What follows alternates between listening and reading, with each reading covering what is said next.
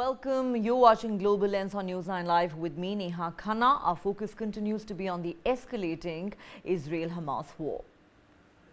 There is growing anger over the attack on a hospital in Gaza that has led to the killing of at least 500 people, according to the Palestinian Health Ministry.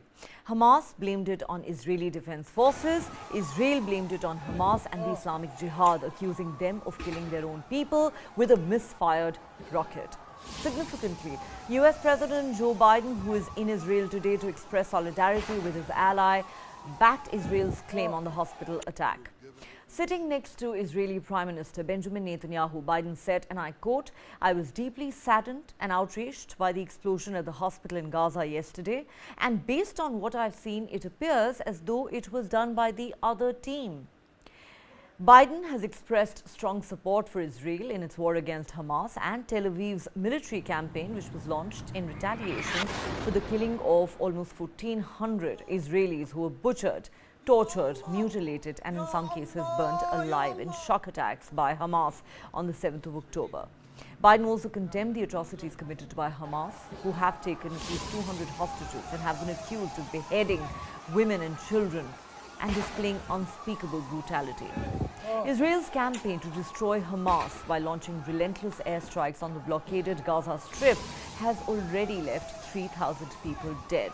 This was actually before the hospital attack yesterday, which seems to have added a lot more fuel to the raging inferno. I was deeply saddened and outraged by the explosion at the hospital in Gaza yesterday.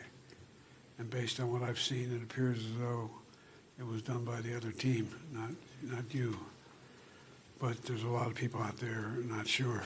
So we've got to overcome a lot of things.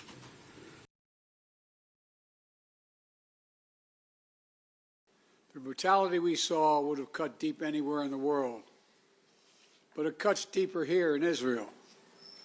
October 7th, which was a sacred Jewish holiday, became the deadliest day for the Jewish people since the Holocaust. It has brought to the surface painful memories and scars left by millennia of anti-Semitism and the genocide of the Jewish people. On October 7th, Hamas murdered 1,400 Israelis, maybe more. This is in a country of fewer than 10 million people. This would be equivalent to over 50,000 Americans murdered in a single day. That's 29 11s. That is why October 7th is another day that will live in infamy. Mr. President, you rightly said that Hamas is worse than ISIS. The German chancellor, who visited here yesterday, said that Hamas were the new Nazis. You're both right.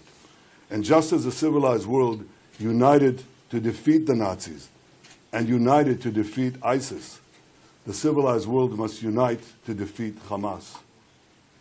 I can assure you, Mr. President, Israel is united to defeat Hamas.